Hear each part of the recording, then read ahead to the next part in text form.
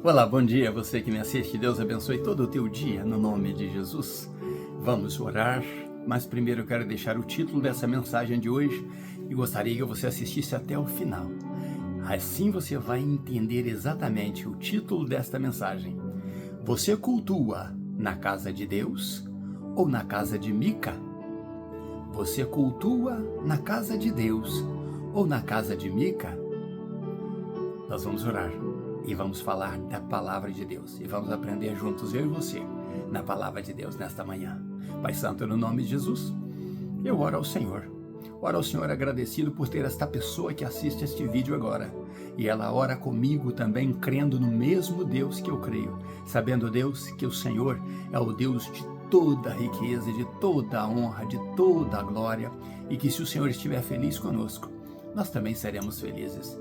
Por isso, meu Deus, no nome de Jesus, eu agora peço ao Senhor, se na casa desta pessoa tiver qualquer enfermidade, qualquer desconforto, qualquer, ó Deus, problema familiar, eu peço ao Senhor que resolva agora, no nome de Jesus, e fala conosco através da tua palavra, no nome de Jesus. Amém. Você cultua na casa de Deus ou na casa de Mica?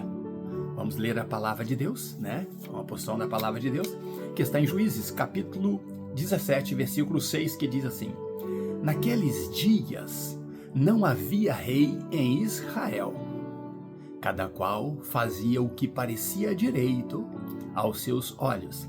Na Bíblia de Israel, tem mais ou menos assim, né? Igual a nossa Bíblia na metade, na outra metade tem uma diferença.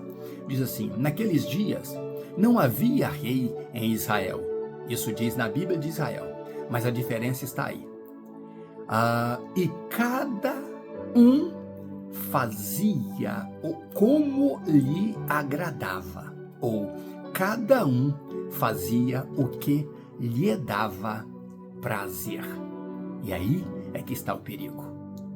Vamos então meditar nisso aí. Falamos sobre a morte de Sansão, que aqueles familiares de Sansão, do pai de Sansão e da família dele ali, né, os tios, os primos, etc., foram lá buscar o corpo de Sansão então e enterrar ali, lá na sepultura de Manoá, seu pai, né, onde seu pai havia sido enterrado. Depois disso, Israel então ficou sem líder. E a Bíblia diz que então, por não ter um líder, eles foram procurando seus próprios rumos. E a Bíblia diz que cada um fazia aquilo que lhe dava prazer, né? Eles mesmos julgavam se estavam certo ou errado. Mas o que acontece é que eles iam se afastando cada vez mais da vontade de Deus, do domínio de Deus, do controle de Deus sobre eles. E isso é o que lemos. Mas vamos falar algo do capítulo 17, vamos falar do capítulo 17, e algo assim assustador que aconteceu. A Bíblia começa no versículo 1, dizendo que lá em Efraim, na tribo de Efraim, havia um homem chamado Mica. Esse homem era casado, tinha seus filhos já jovens, né, já grandes. E aconteceu que na casa da mãe deste Mica houve um roubo. Recorda que os príncipes lá, filisteus, pagaram a Dalila 1.100 moedas de prata, cada um deles, que somado deu 13 quilos de prata. Eu não sei bem se essa prata era envolvida lá na época com a traição de Sansão, de onde veio essas 1.100 moedas de prata que roubaram da mãe de Mica, mas alguém roubou 1.100 moedas de prata da mãe de Mica. A mãe de Mica, furiosa então, amaldiçoou o ladrão. Um tempo ficou escondido esta prata, e de repente Mica chega e diz: mãe, lembra-se daquela prata tua que foi roubada, as 1.100 moedas? E que a senhora amaldiçoou o ladrão? Mãe, o ladrão sou eu as tenho, eu as guardei. Não sabemos por que Mica guardou tanto tempo, né, esta prata. Por que ele não teve coragem de repassar? Talvez medo da maldição da mãe. Mas ele confessa. A mãe dele vai de norte a sul. O que ela faz é Ao amaldiçoar antes, agora, ela abençoa o filho, o ladrão, confesso. E entusiasmada com aquilo, ela disse: eu dedico esta prata ao Senhor. Ela está falando do Senhor Deus. Mas o que ela faz? Pega 200 moedas de prata e vai lá no ourives e manda fazer uma estátua de escultura e outra estátua de fundição. 2 imagens, uma de escultura e outra de fundição.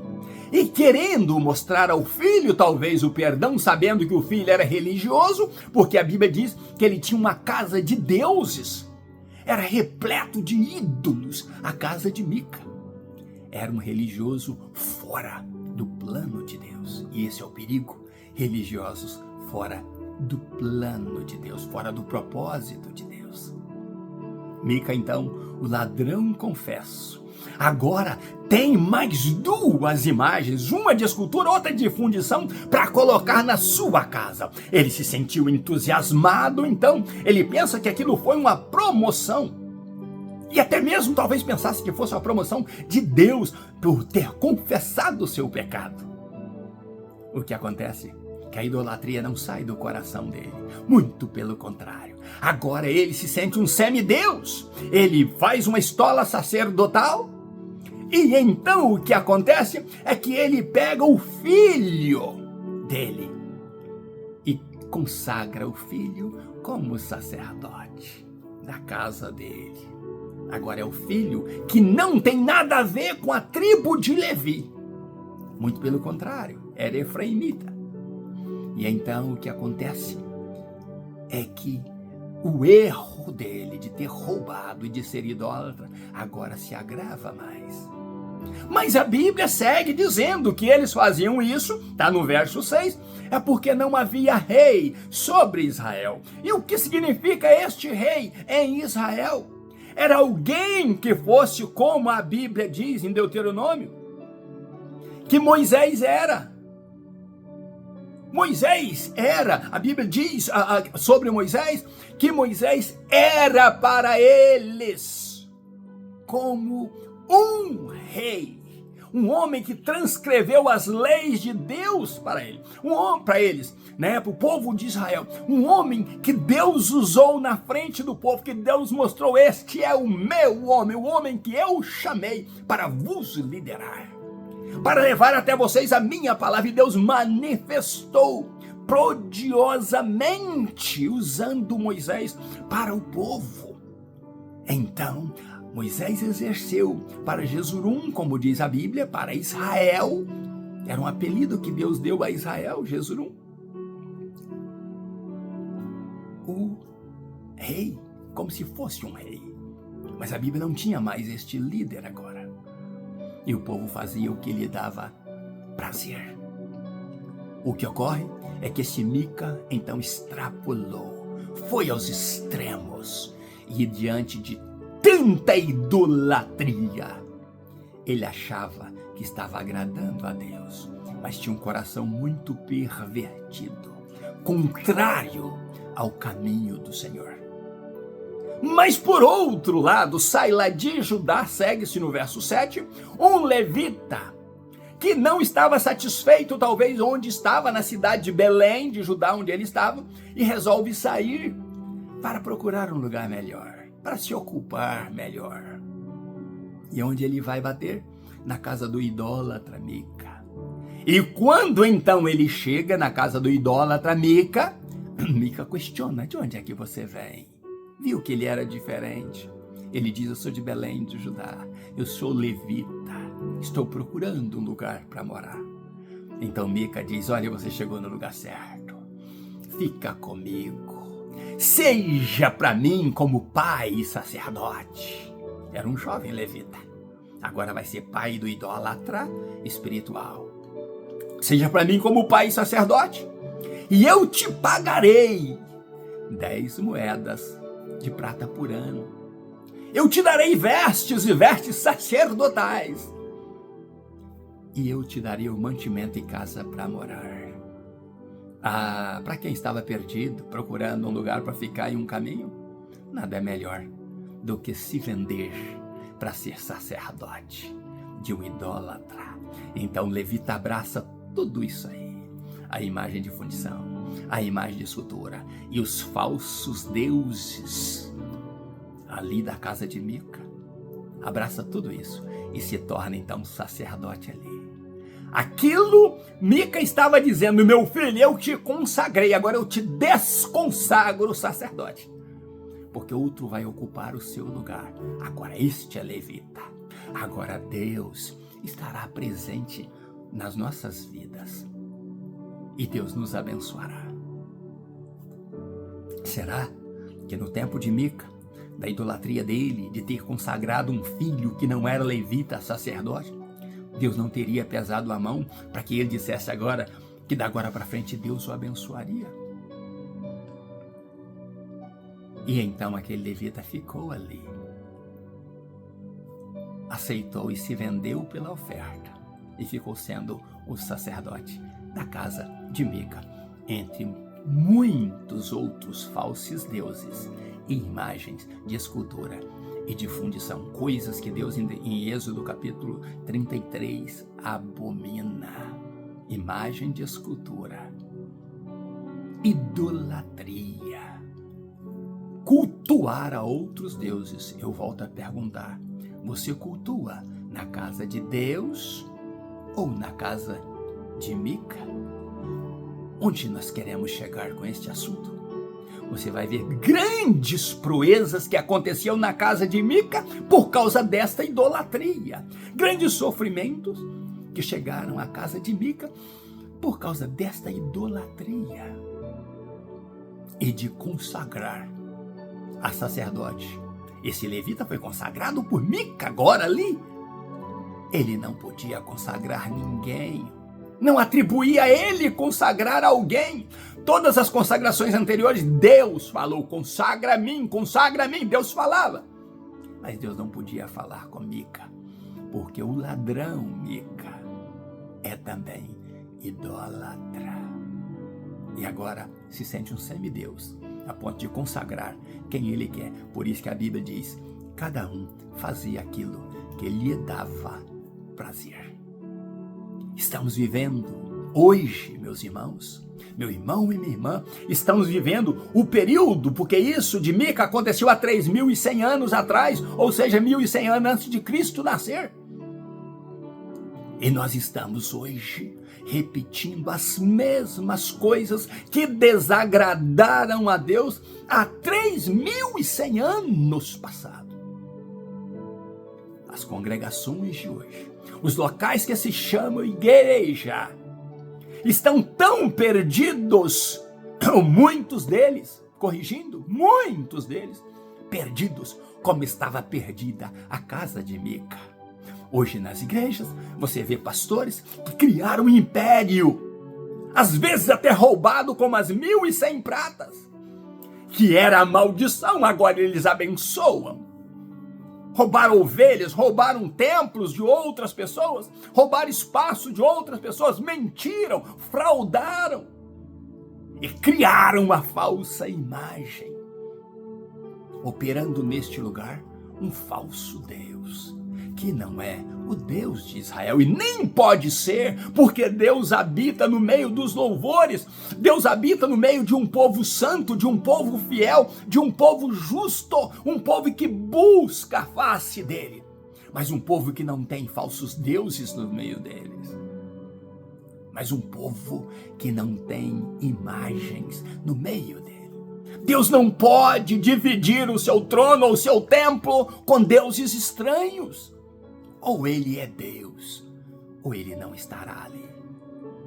Hoje temos as nossas congregações, na maioria delas, imitando a casa de Mica, cheio de homens idolatrados, culto para pastores, culto para as esposas de pastores. Separa aquele culto, porque hoje o dia é dela. Separa esse momento, porque hoje é o momento do pastor tal. E você vai ver, você vai ver que o pastor, apóstolo, o bispo fulano de tal vai pregar. A igreja se reverencia a ele. A propaganda é voltada para ele, tudo é em torno dele, porque ele vai pregar. Mas não tenha certeza se é Deus é quem vai falar. Hoje, dificilmente você vai ver alguém dizer: alegrei-me quando me disseram, vamos à casa do Senhor. Porque hoje é a igreja do pastor fulano de tal. Eu quero te convidar para a igreja. A pessoa já pergunta: quem é o pastor? Se ele tem nome, se ele tem influência, eu vou. Mas se ele é um pastorzinho riva qualquer, eu não vou. Eu não vou. Hoje, a palavra de Deus não tem prioridade. Tem prioridade é o louvor lindo, a abertura do culto chamando a atenção, impactando. É o irmão que vai cantar, o cantor fulano de tal. E os perdidos têm assumido os púlpitos das igrejas, porque são convidados, são estrelas, são ilustres, são levitas. E quando você vai ver, são foragidos, deixando seus pecados para trás, para cometer outros pela frente, pecados sem pedido de perdão. Chegam na igreja sem reverência. Um certo pastor, de um grande pastor do Brasil, num culto que eu estava, ele perguntou: que hora que termina este negócio? Foi assim que ele disse no púlpito: que hora que termina este negócio?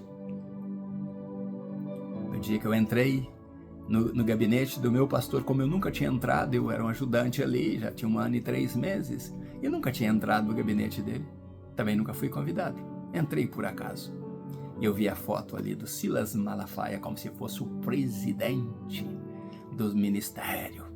O adorado e idolatrado Silas Malafaia, que agora talvez seja o pastor mais odiado do mundo, mas na época, talvez, já era odiado, mas talvez ainda alguns idolatravam ou idolatram até hoje. A foto dele ali como se ele fosse o Deus da igreja. Tristemente eu vi aquilo e fiquei horrorizado de saber que os nossos obreiros, os nossos pastores, estão levando ovelhas para o engano, para a casa de Mica, ao invés de ser a casa de Deus. Não sabemos onde chegarão ou o que acontecerá com esses pastores, mas você vai seguir comigo, se é que você vai seguir, e você vai ver qual foi o resultado dessa idolatria de Mica e deste sacerdote que se vendeu. Hoje os pastores constroem seus impérios, mas nada melhor do que ordenar os seus próprios filhos ou preparar o filho para ser o futuro pastor ali. Por quê? Não quer perder o patrimônio que ele construiu. Não construiu talvez para Deus, construiu para si mesmo. E os filhos vêm depois porque não foram chamados e dão grandes problemas no futuro próximo ou no futuro longo. Mas darão problemas. Por quê? Porque os homens estão fazendo do evangelho perdição. Os homens estão fazendo da casa que deveria ser casa de Deus covil de ladrões. O pregador que você acha que veio trazer a palavra de Deus, não, ele não veio trazer a palavra de Deus. Ele veio vender uma porção dela para você por 10 moedas de prata por ano, por vestes sacerdotais e por alimento e casa. Tem um preço atrás disso, porque na casa de Mica tinha preço. Ele devia ser um ladrão que já roubava antes para construir os seus ídolos, seus falsos deuses ali, deuses das nações. Depois rouba da mãe, e esse roubo vira 2 estátuas e mais um dinheiro por trás para pagar um sacerdote, mais tarde, que era um mercenário para ministrar na casa de Mica. E hoje nós vemos isso acontecendo.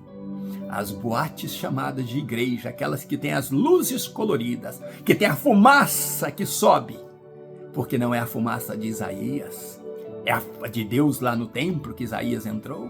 É a fumaça da mão do homem para enganar o povo, para emocionar o povo, para levar o povo a chorar, para ele dizer que Deus estava presente ali.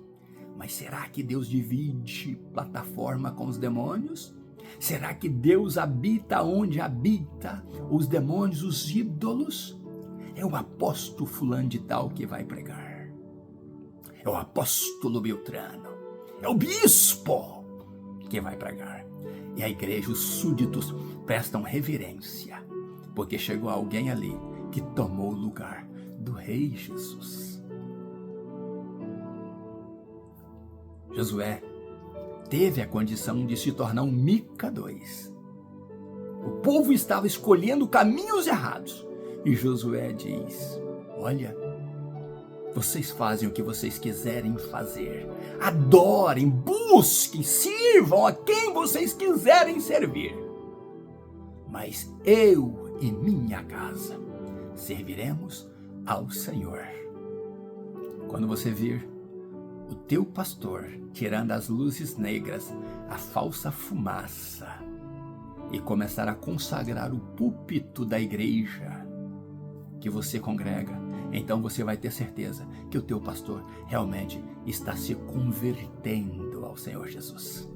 Hoje tem um tal de evangelho pregando para crente Nutella. Crente diz: eu não sei o que é crente Nutella.